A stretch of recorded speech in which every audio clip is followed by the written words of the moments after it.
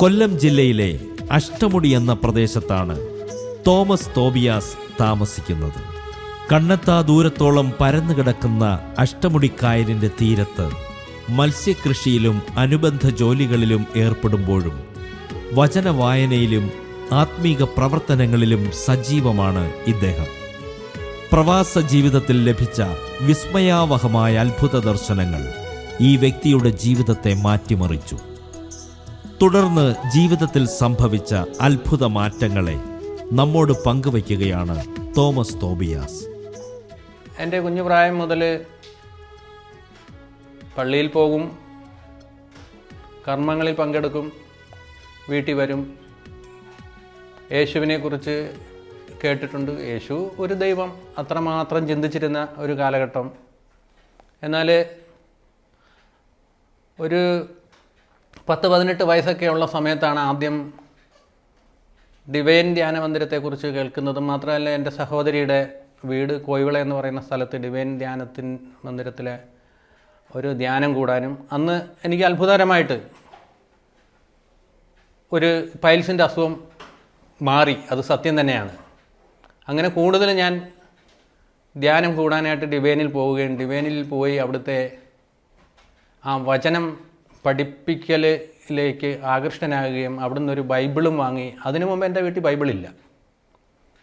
ബൈബിളും വാങ്ങി വീട്ടിൽ വന്ന് ബൈബിൾ വായിക്കാൻ തുടങ്ങി. ഒത്തിരി വായിച്ചു, ഒത്തിരി സംശയങ്ങൾ വന്നു. എങ്കിലും യഥാർത്ഥ ദൈവത്തെക്കുറിച്ച് കൂടുതൽ അങ്ങോട്ട് ദൈവത്തിൻ്റെ രക്ഷാകര പദ്ധതിയും കാര്യങ്ങളും ഒന്നും കൂടുതലായിട്ട് എനിക്ക് മനസ്സിലായിട്ടൊന്നും ഇല്ലായിരുന്നത്. ബൈബിളിൽ നിന്ന് വ്യാഖ്യാനിച്ച് തരാനോ അങ്ങനെ ഒരു കാലഘട്ടം അതായിരുന്നു, യഥാർത്ഥ രക്ഷാകര പദ്ധതി എന്താണെന്ന്.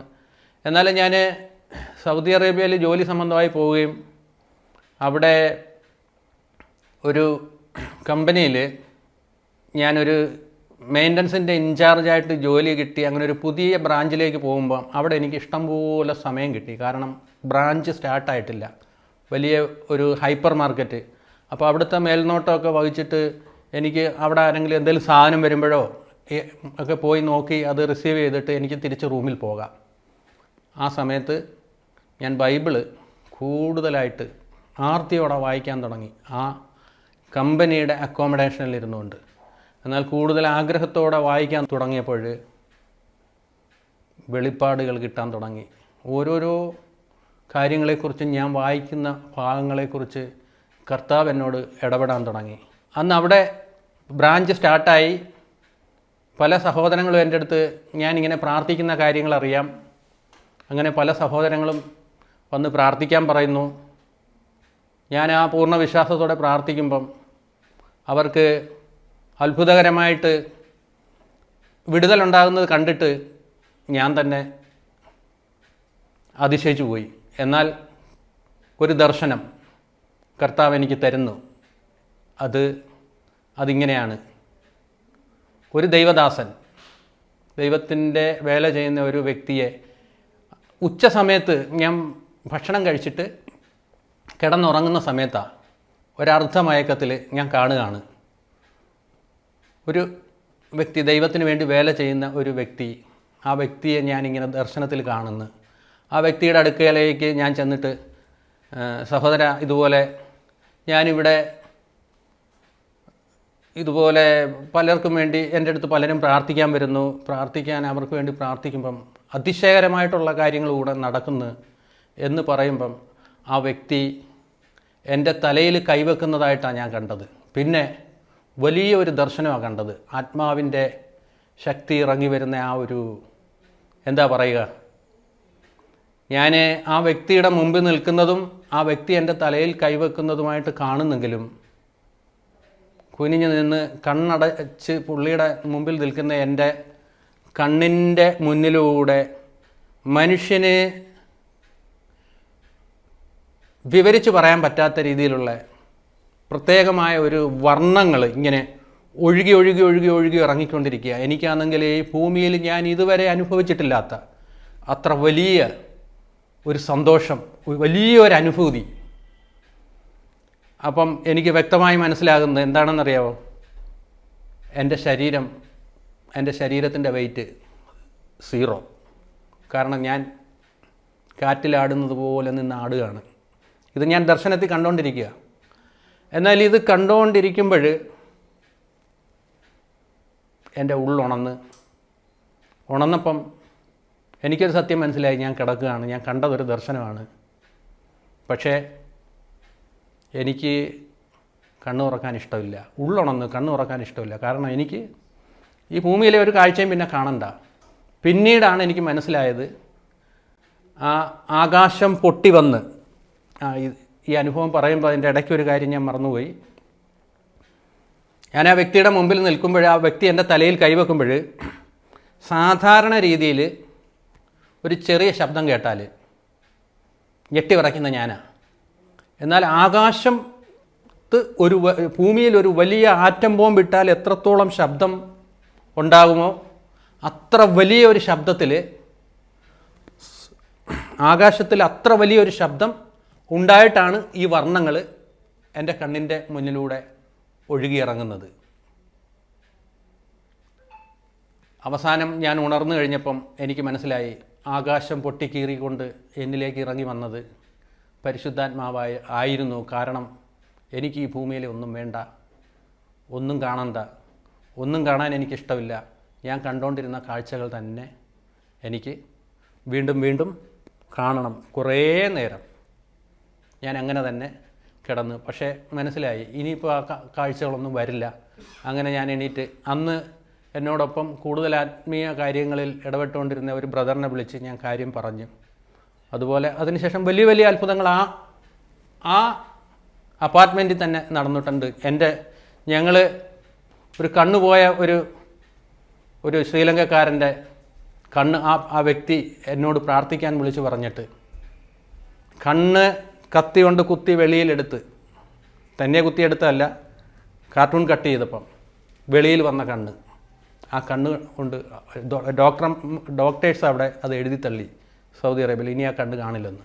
പക്ഷേ അതൊന്നും വിവരിച്ച് ഞാൻ പറയുന്നില്ല. ആ വ്യക്തിയുടെ കണ്ണ് പിന്നെ സുഖമായി കണ്ട് ആ വ്യക്തി ആത്മഹത്യ ചെയ്യാൻ വരെ ഒരുങ്ങിയതാണ്. അപ്പം ഇതെല്ലാം ഇങ്ങനെ നടക്കുന്നത് എനിക്കിപ്പം മനസ്സിലാകുന്നു, അന്ന് എനിക്ക് അത്രത്തോളം വലിയ വെളിപാടുകളൊന്നും തന്നില്ലായിരുന്നു. എനിക്ക് നൽകിയ ഒരു പ്രചോദനം, നിന്നെ ഞാൻ തിരഞ്ഞെടുത്തിരിക്കുന്നു എന്നുള്ള ആ ഒരു പ്രചോദനം ഇന്ന് സത്യം പറഞ്ഞാൽ ഞാൻ വലിയ വലിയ സന്തോഷത്തിലാണ്. കാരണം കർത്താവിൻ്റെ വേല ചെയ്യാൻ അവിടുന്ന് എങ്ങനെ ഏത് രീതിയിലൂടെ ഒരുക്കി കൊണ്ടുവന്നോ. ഇന്ന് സഹനങ്ങളുണ്ട്, പക്ഷേ ആ സഹനത്തിലും ഞാൻ സന്തോഷവാനാണ്. കാരണം എനിക്ക് കർത്താവ് പറഞ്ഞ് മനസ്സിലാക്കി തരുന്നു സ്വർഗത്തിലേക്കുള്ള വഴി. യേശുവിനെ ബൈബിള് പരിചയപ്പെടുത്തുന്നത് സഹനദാസനെന്ന സഹനത്തിലൂടെ കർത്താവ് സ്വർഗത്തിലേക്ക് പോയെങ്കിൽ എനിക്കും മറ്റേതൊരു വ്യക്തിക്കും സ്വർഗത്തിലേക്കുള്ള വഴി സഹനത്തിലൂടെ തന്നെയാണ്. അങ്ങനെയാണ് ദൈവം നമ്മളെ പ്യൂരിഫൈ ചെയ്യുന്നതെന്ന് വ്യക്തമായി മനസ്സിലാക്കി. ഓരോ കഷ്ടതകളും, ഓരോ കുറ്റപ്പെടുത്തലുകളും, ഓരോ പ്രശ്നങ്ങളും എൻ്റെ നേരെ വരുമ്പം സത്യം പറയാണ്, ഇത് മറ്റുള്ളവർക്കൊരു പ്രചോദനമാകട്ടെ, ഞാൻ സന്തോഷവാനാണ്. കാരണം എന്താണെന്നറിയോ, സഹനങ്ങൾ തന്ന് കർത്താവ് സഹനങ്ങൾ അനുവദിച്ചുകൊണ്ട് ക്രിസ്തുവിലേക്ക് ഓരോ വ്യക്തികളെയും ചേർത്ത് നിർത്തുമ്പം മനുഷ്യർക്ക് മനസ്സിലാകുന്നില്ല. കാരണം അവരെ യേശുവിൽ നിന്ന് പ്രതീക്ഷിക്കുന്നത് സഹനമല്ല, സൗഖ്യമാണ്. രോഗസൗഖ്യവും ജോലി, അങ്ങനെ പലവിധമായ കാര്യങ്ങളും മനുഷ്യരാഗ്രഹിക്കുമ്പം ആ വിധമായ കാര്യങ്ങൾ സമൃദ്ധമായി ലഭിക്കുന്ന ഒരു വ്യക്തിക്ക് നിത്യജീവൻ കാണാൻ പറ്റില്ലെന്ന് തന്നെയാണ് യേശു എന്നെ പഠിപ്പിക്കുന്നത്. എൻ്റെ ജീവിതത്തിൽ എനിക്ക് യാതൊന്നിനും ഒരു കുറവും വരുന്നില്ല. സ്വർഗസ്ഥനായ പിതാവേ എന്നുള്ള പ്രാർത്ഥനയിൽ അന്നന്ന് വേണ്ട ആഹാരം തരണമേ എന്ന് പ്രാർത്ഥിക്കാൻ പഠിപ്പിച്ച കർത്താവ് അന്നന്ന് വേണ്ടവ നൽകുന്നു. എന്നാൽ വലിയ കോടീശ്വരത്വവും വലിയ സമ്പത്തും കരുതി വെച്ചുകൊണ്ട് കർത്താവിനെ സേവിക്കാൻ പറ്റില്ല. എൻ്റെ ജീവിത സാക്ഷ്യമാണിത്. എന്നാൽ യേശു പറഞ്ഞില്ലേ, നിങ്ങൾ അവിടുത്തെ രാജ്യവും മുന്നമേ നിങ്ങളുടെ രാജ്യവും അവിടുത്തെ രാജ്യവും നീതിയും അന്വേഷിക്കുവിൻ.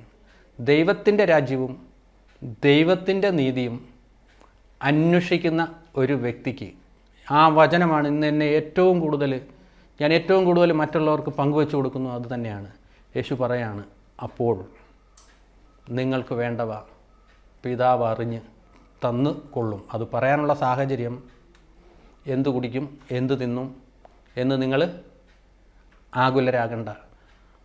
സത്യത്തിൽ നിത്യതയുടെ വചനം,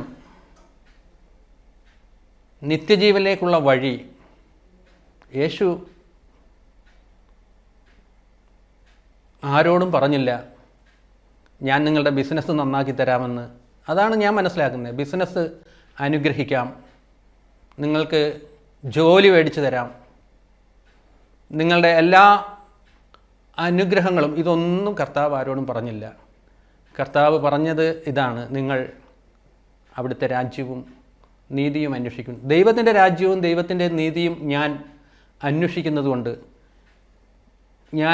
എനിക്കൊരിത്തിരി പ്രശ്നം വന്ന് ഞാൻ ഇത്തിരി വറീഡായിട്ട് ഞാൻ പ്രാർത്ഥിച്ച് ബൈബിൾ തുറന്നപ്പോൾ ചോദിക്കുകയാണ് കർത്താവ്, ആ വചനത്തിലൂടെ ചോദിക്കുകയാണ്, 5 അപ്പം കൊണ്ട് 5000 പേരെ ഞാൻ പോറ്റിച്ചത് നിനക്ക് ഓർമ്മയില്ലേ എന്നുള്ളൊരു മെസ്സേജ്. 5 അപ്പം, വെറും 5 അപ്പം 5000 പേരെ പോറ്റിച്ചു എന്ന് കർത്താവ് എന്നോട് പറയുമ്പം നീ നാളെക്കുറിച്ച് ആകുലപ്പെടുന്നത് എന്തിനാ? അങ്ങനെ അനുദിനം എന്നെ സംരക്ഷിച്ച് അന്നത് വേണ്ടത് തന്ന് മാത്രമല്ല, വെളിപ്പാടുകൾ കൊണ്ട്, ഒരു വെളിപ്പാടിൻ്റെ ആധിക്യം പൗലോസ്ലീഹ പറയുന്നുണ്ട്. പക്ഷേ ഞാൻ ആ കർത്താവിനെ വെളിപ്പാടെന്ന് പറയുമ്പം എന്താ പറയേണ്ടത്, ആ നിത്യജീവനിലേക്കുള്ള വഴി അതെന്താണെന്ന് കൃത്യമായിട്ട് ഓരോ ദിവസവും പുതിയ പുതിയ വെളിപ്പാടുകൾ കൊണ്ട് കർത്താവിനെ മുന്നോട്ട് നയിക്കുന്ന, അതാണ് എൻ്റെ ജീവിതത്തിൽ എനിക്ക് വലിയ സാക്ഷ്യമായിട്ട് പറയാനുള്ളത്. അന്നന്ന് വേണ്ടവ എന്ന് പറയുമ്പോൾ മനുഷ്യരെന്താ ചിന്തിക്കുന്നത്? യഥാർത്ഥത്തിൽ ഭക്ഷണവും വസ്ത്രവും. അതുമാത്രമല്ല, അന്നന്ന് ഞാൻ എൻ്റെ നിത്യജീവൻ നഷ്ടപ്പെടുത്താതെ മുന്നോട്ട് പോകുവാൻ വേണ്ട എല്ലാ സഹായങ്ങളും ഈ അന്നന്ന് വേണ്ടവ നിങ്ങൾക്ക് നൽകുമെന്ന് പറയുന്നതിനകത്ത് ഉണ്ടെന്ന് മനസ്സിലാക്കുന്ന ഒരു വ്യക്തിക്ക് നിത്യജീവൻ ചെന്നെത്താൻ പറ്റത്തുള്ളെന്ന് കർത്താവ് എന്നെ പഠിപ്പിക്കുന്നു. ഞാൻ പല സ്ഥലങ്ങളിലും പല മേഖലകളിലും ഇത് കേൾക്കുന്ന ഞാൻ കൂട്ടായ്മയിൽ വചനം പങ്കുവെച്ചു കൊടുക്കുന്ന ആ സഹോദരങ്ങൾ ഇത് കേൾക്കുമെങ്കിൽ അവർക്ക് മനസ്സിലാകും തോമസ് പറയുന്നത് എന്താണെന്ന്. ഏതെങ്കിലും ഒരു സഭയിൽ, ഞാൻ കത്തോലിക്ക സഭയുടെ ജ്ഞാനസ്നാനം സ്വീകരിച്ച് അംഗമാകുകയോ, പെന്തക്കോസ്ത് സഭയിൽ അംഗമാകുകയോ, മാർത്തോമാ സഭയിൽ അംഗമാകുകയോ, ഏതെങ്കിലും ഒരു സഭയിൽ അംഗമായിട്ടുണ്ടെങ്കിൽ ആ സഭയുടെ വിശ്വാസം അനുസരിച്ച് എല്ലാവരും വിശ്വസിക്കുന്നത് എന്താണെന്നറിയോ? ഞാൻ ഇന്ന സഭയിലായിരിക്കുന്നതുകൊണ്ട് എനിക്ക് നിത്യജീവൻ കിട്ടും. പക്ഷേ അതുകൊണ്ട് മാത്രം നിത്യജീവനിലേക്കുള്ള വഴി ശരിയായി എന്ന് ഞാൻ വിശ്വസിക്കുന്നില്ല. കാരണം കർത്താവ് എനിക്ക് തരുന്ന വെളിപ്പാട്, യേശു പറയുന്നില്ലേ നിത്യജീവനിലേക്കുള്ള വഴി എന്താണെന്ന്? നിങ്ങൾ മുന്നമേ അവിടുത്തെ രാജ്യവും, ഞാൻ നേരത്തെ പറഞ്ഞ രാജ്യവും നീതിയും അന്വേഷിക്കാൻ. ദൈവത്തിൻ്റെ രാജ്യം ഈ ഭൂമിയിൽ വരുമെന്നും ദൈവത്തിൻ്റെ രാജ്യം എന്താണെന്നും സമാധാനത്തിൻ്റെയും വിശ്വസ്തതയുടെയും വിശുദ്ധിയുടെയും, ഒരു വ്യക്തിയെ വിശുദ്ധിയിലേക്ക് നയിക്കുന്ന കൽപ്പനകൾ, അത് നമ്മൾ മത്തായിയുടെ സുവിശേഷം 5-ാം അധ്യായം എടുത്താൽ നമുക്ക് അവിടെ 5, 6, 7 അധ്യായങ്ങളിലായിട്ട് നമ്മൾ വായിക്കുന്നുണ്ട്. സമാധാനമുണ്ടാക്കുന്നവർ ഭാഗ്യവാന്മാർ, എന്തെന്നാൽ അവർ ദൈവമക്കളെന്ന് വിളിക്കപ്പെടും.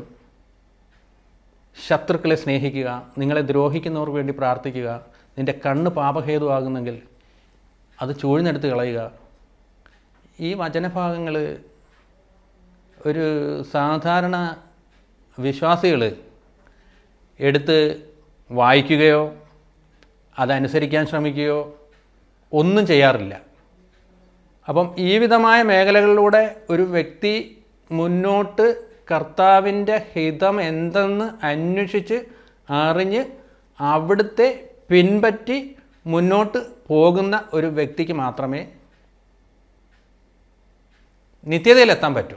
ഇതാണ് കർത്താവ് എന്നെ പഠിപ്പിക്കുന്നത്. സത്യത്തിൽ എൻ്റെ ഉള്ള് ഒത്തിരി നീറുന്നുണ്ട്. എന്താണെന്നറിയാമോ? ഈ വക കാര്യങ്ങളൊന്നും മനസ്സിലാക്കാതെ, ബേസിക്കായിട്ടുള്ള കാര്യങ്ങൾ മനസ്സിലാക്കാതെ നമ്മളായിരിക്കുന്ന സഭയിലെ കാര്യങ്ങളെല്ലാം അനുസരിച്ച് പോയാൽ മതിയെന്ന് വിശ്വസിച്ച് പോകുന്ന ഒരു വ്യക്തി അവർ നിത്യജീവനിൽ എത്തില്ല എന്നുള്ള ഒരു വലിയ ഭാരം എൻ്റെ ഉള്ളിലുണ്ട്. പക്ഷേ അവർ ചെല്ലുന്നത് എവിടാണെന്ന് എനിക്ക് വ്യക്തമായിട്ടറിയാം. അവിടെ പോയി വീഴാതിരിക്കാൻ. നിങ്ങൾക്കറിയാം, അവിടെ പോയി എത്രയോ സഹോദരങ്ങൾ, എത്രയോ മനുഷ്യർ ദൈവത്തെയും ദൈവത്തിൻ്റെ വഴികളെയും ദൈവത്തിൻ്റെ രാജ്യത്തെയും അവിടുത്തെ നീതിയെയും അന്വേഷിക്കാതെയും അനുസരിക്കാതെയും ഒത്തിരി പ്രയറുകൾ നടത്തുന്നുണ്ട് മനുഷ്യർ, ഒത്തിരി പ്രയറുകൾ. ഈ പ്രയറിലൊക്കെ എല്ലാവരും വന്ന് കൂടുന്നത് എന്തിനാണെന്നറിയോ? രോഗശാന്തി വേണം, കടബാധ്യത മാറണം, ജോലി വേണം, മക്കളുടെ വിവാഹം നടക്കണം. ഇതൊക്കെ അവർക്ക് ഡിമാൻഡുള്ളൂ. ഇതൊക്കെ കിട്ടിക്കഴിഞ്ഞാൽ അവർ സംതൃപ്തരാണ്. പിന്നെ അവർക്ക് യേശുവിനെ വേണ്ട. പിന്നെ അവർ യേശുവിനെ അന്വേഷിക്കുന്നത് എപ്പോഴാണെന്നറിയോ? ഒരു പ്രശ്നം വരുമ്പോൾ. പക്ഷേ യഥാർത്ഥ സത്യം അറിയുന്ന ഒരു വ്യക്തി യേശുവിനെ അന്വേഷിക്കുന്നത് എന്തിനാണെന്നറിയാമോ?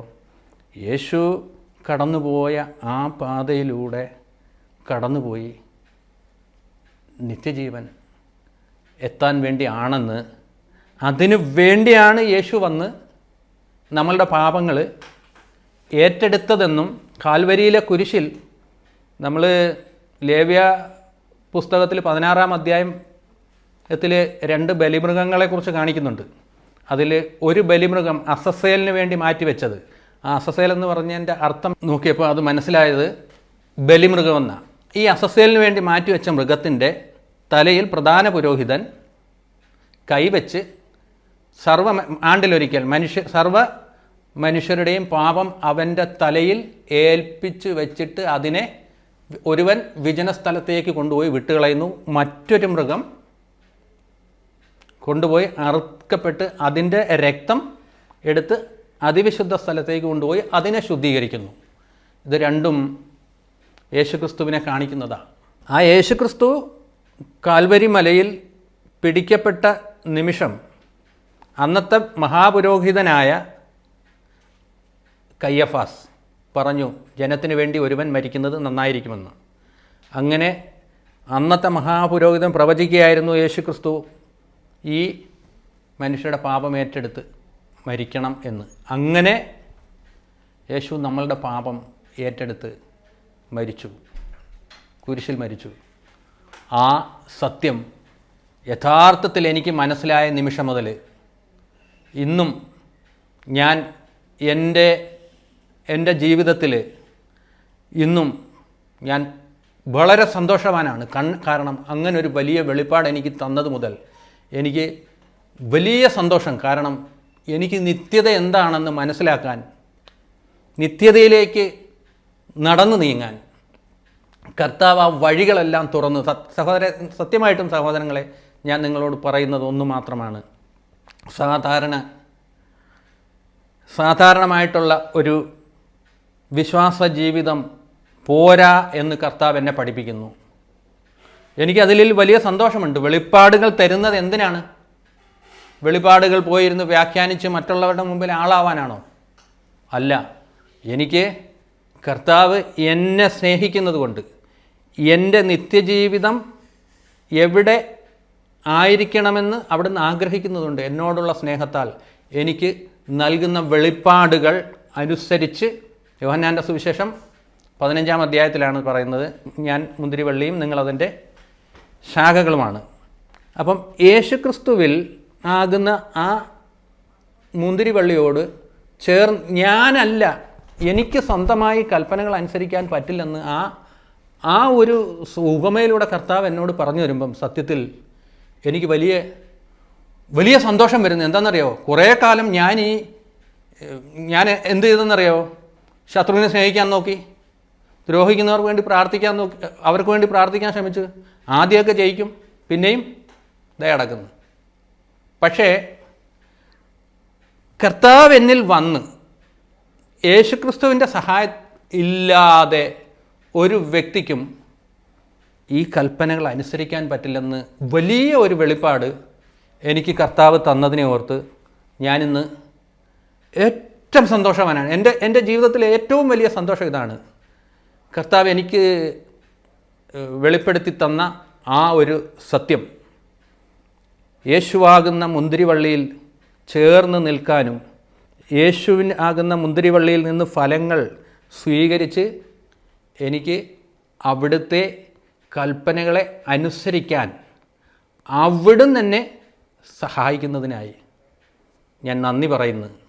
ഏറ്റവും കൂടുതലായി ഞാൻ എൻ്റെ കർത്താവിനെ സ്നേഹിക്കുന്നു. എന്തെന്നാൽ അവിടുന്ന്, ഞാൻ നേരത്തെ പറഞ്ഞില്ലേ, യേശുവിൻ്റെ ആ കാൽവരി മലയിലെ യാഗത്തിൽ എൻ്റെ ആത്മാവ് മാത്രമേ രക്ഷ പ്രാപിച്ചിട്ടുള്ളൂ. എന്നാൽ ഞാൻ ഇന്ന് പ്രത്യാശയോടെ കാത്തിരിക്കുന്നത് ഒരേ ഒരു കാര്യത്തിന് വേണ്ടി മാത്രമാണ്. എൻ്റെ ഈ ശരീരം പ്രശ്നമാണെന്ന് എനിക്കറിയാം. എൻ്റെ കർത്താവ് വരും, യേശു വരും.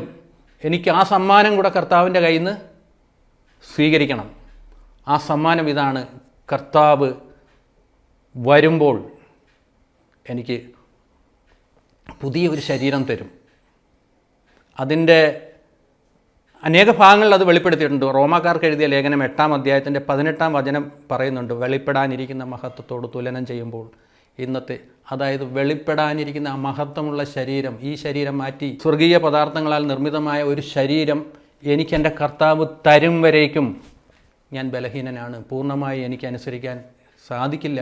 ഈ വകമായ അനേകം വെളിപ്പാടുകൾ എനിക്ക് എൻ്റെ കർത്താവ് തരുന്നതിനെ ഓർത്ത്, എന്താണെന്നറിയോ, ഈ മാതിരി വെളിപ്പാടുകളാണ് എന്നെ സത്യത്തിലൂടെ നടത്താൻ, കർത്താവിനെ കൂടാതെ എനിക്കൊന്നും ചെയ്യാൻ കഴിയില്ലെന്നുള്ള സത്യവും ഈ വെളിപ്പാടിലൂടെയാണ് കർത്താവ് എനിക്ക് നൽകുന്നത്. ആ വെളിപ്പാടുകൾ തരികയും അവിടുത്തെ സഹായമില്ലാതെ ഒരുവന് പോലും ഒരു കൽപ്പനകളും അനുസരിക്കാൻ കഴിയില്ലെന്ന് അവിടുന്ന് വെളിപ്പെടുത്തുകയും ചെയ്യുമ്പോൾ ആ സത്യം അറിയില്ലായിരുന്നെങ്കിൽ, ആ സത്യം എനിക്ക് വെളിപ്പെട്ട് കിട്ടിയില്ലായിരുന്നെങ്കിൽ, ഒരു കാര്യം സത്യമാണ്, ഞാൻ പരാജയപ്പെടും, ഞാൻ നിത്യതയിൽ എത്തത്തില്ല. കാരണം ഞാൻ സ്വന്തമായി കൽപ്പന അനുസരിക്കാൻ ശ്രമിച്ചുകൊണ്ടേയിരിക്കും. ഞാൻ പരാജയപ്പെടും. കാൽവരിയിൽ ജയം വരിച്ച ക്രിസ്തു എന്നെ സഹായിക്കുന്നില്ലെങ്കിൽ എനിക്ക് നിത്യത കിട്ടില്ല. കാരണം ഞാനിത് പറയുന്നത് എന്താണെന്നറിയോ, അനേകരുടെ വിശ്വാസത്തിൽ മാറ്റം വരണം. കൽപ്പനകൾ, പുതിയ നിയമ കൽപ്പനകളാണ് സ്വർഗത്തിലേക്കുള്ള പാതയെന്ന് മനസ്സിലാക്കുന്നവർ കൂടെ അത് സ്വന്തമായി അനുസരിക്കാൻ ശ്രമിച്ച് പരാജയപ്പെട്ട് നിത്യജീവൻ നഷ്ടപ്പെട്ടു പോകുന്നവരാണെന്ന് എനിക്ക് മനസ്സിലായി. ഞാനും അങ്ങനെ തന്നെയായിരുന്നു. അവസാനം ഈ യോഹന്നാൻ്റെ സുവിശേഷത്തിലൂടെ കർത്താവ് വെളിപ്പെടുത്തിയ ആ സത്യം ഇന്ന് എൻ്റെ കർത്താവ് വരും വരേക്കും ഞാൻ ബലഹീനനെങ്കിലും എൻ്റെ കർത്താവിനെ ഞാൻ പ്രത്യാശയോടെ കാത്തിരിക്കുമ്പോഴും അവിടുന്നാകുന്ന മുന്തിരിവള്ളിയിൽ നിന്ന് ഊറ്റിയെടുത്ത് അവിടുത്തോട് ചേർന്ന് നിന്ന് അവിടുത്തെ സഹായത്താൽ, അവിടുത്തെ അനുസരിച്ച്, അവിടുന്ന് കടന്നുപോയ പാതയിൽ എന്നും വലിയ അനുഗ്രഹത്തോടെ ഒരു ജയാളിയായി തീരാൻ എൻ്റെ കർത്താവ് എന്നെ കൈവിടാത്തിടത്തോളം കാലം ഞാൻ ജയിക്കുന്നവനായി, വെളിപാട് പുസ്തകത്തിൽ പറയുന്നത് പോലെ ജയിച്ചു വരുന്നവന് അനേകം സമ്മാനങ്ങൾ കർത്താവ് വെച്ചിട്ടുണ്ട്. അതൊന്നും ഞാനിപ്പം പറയുന്നില്ല. ആ സമ്മാനങ്ങൾ പോയി കർത്താവിൻ്റെ അടുത്തുനിന്ന് വാങ്ങാൻ, ഈ ഭൂമിയിൽ പാപത്തെ ജയിക്കാൻ, ഈ ജഡത്തെ ജയിക്കാൻ, പിശാചിനെ ജയിക്കാൻ എനിക്കൊരൊറ്റ പോംവഴിയേ ഉള്ളൂ. ഇവകളെ ഒക്കെ സ്വന്തം ശക്തിയാൽ ജയിച്ച ഒരുവനായ എൻ്റെ കർത്താവിനെ ഞാൻ മുറുകെ പിടിച്ചിരിക്കുന്നതുകൊണ്ട് അവിടുന്നിൽ നിന്ന് ആ പിടി വിടാത്തിടത്തോളം കാലം എനിക്ക് പ്രത്യാശയുണ്ട്. അവിടുന്ന് ഞാൻ പിടിവിട്ടു പോയാൽ എൻ്റെ സ്വന്തം കഴിവനുസരിച്ച് ഞാൻ കൽപ്പനകൾ അനുസരിക്കാൻ ശ്രമിക്കുന്ന നിമിഷം ഞാൻ വീഴും. ഇതാണ് അവസാനമായിട്ട് എനിക്ക് പറയാനുള്ളത്. എൻ്റെ ജീവിതത്തിൽ വലിയ വലിയ കാര്യങ്ങൾ എനിക്ക് പറയാനില്ല. പക്ഷേ എന്നെ നടത്തിക്കൊണ്ട് പോയത് വെളിപ്പാടിലൂടെയാണ്, പുതിയ പുതിയ വെളിപ്പാടുകളിലൂടെയാണ്, പുതിയ പുതിയ സത്യങ്ങളിലൂടെയാണ്. എനിക്ക് ഈ ഭൂമിയിൽ കർത്താവിൽ നിന്ന് കിട്ടിയത് രോഗസൗഖ്യമോ ജോലിയോ മക്കളുടെ വിവാഹമോ മക്കളുടെ ജോലിയോ അതൊന്നും എനിക്ക് പറയാനില്ല. പക്ഷേ എനിക്കൊരു വലിയ സമ്മാനം കർത്താവ് തന്നു, അതെനിക്ക് പറയാനുണ്ട്. കർത്താവ് എനിക്ക് തന്ന നിത്യജീവനിലേക്ക് ഉള്ള വഴി കാട്ടി തന്ന് എൻ്റെ കൈ പിടിച്ച്, ഞാൻ ആ കർത്താവിൻ്റെ കരം പിടിച്ചപ്പോൾ എൻ്റെ കരം പിടിച്ച് ആ വഴിയിൽ മുന്നോട്ട് പോകാൻ എന്നെ സഹായിച്ച ഏറ്റവും വലിയ ഗിഫ്റ്റ് കിട്ടിയ ഒരു വ്യക്തിയായി ഞാനിന്ന് സംതൃപ്തനാണ്. ഇത്രയും എൻ്റെ സാക്ഷ്യം ഞാനിവിടെ നിർത്തുന്നത് എന്തെന്നാൽ ഏറ്റവും വലിയ സാക്ഷ്യമാണ് എനിക്ക് പറയാനുള്ളത്. എനിക്ക് നിത്യജീവനിലേക്കുള്ള വഴി കാട്ടിത്തരികയും എന്നെ സഹായിക്കുകയും ആ വഴിയിലൂടെ നടന്നു പോകാൻ സഹായിക്കുകയും ചെയ്ത ഏറ്റവും വലിയ ഗിഫ്റ്റ്, ഏറ്റവും വലിയ സമ്മാനം, ഏറ്റവും വലിയ എന്താ പറയേണ്ടത്, എനിക്ക് പറയാൻ വാക്കുകളില്ല. ഞാൻ എൻ്റെ കർത്താവിൻ്റെ വരവിനെ പ്രത്യാശയോടെ കാത്തിരിക്കുന്നു. അവിടുന്ന് വരും വരേക്കും ഞാൻ വീഴില്ല. എന്തെന്നാൽ എൻ്റെ കർത്താവ് സകലത്തിനെയും ജയിച്ചവൻ. ആ കർത്താവിനെയാണ് ഞാൻ മുറുകെ പിടിച്ചിരിക്കുന്നത്. നന്ദി. യേശു എന്നെ അനുദിനം നടത്തിടും.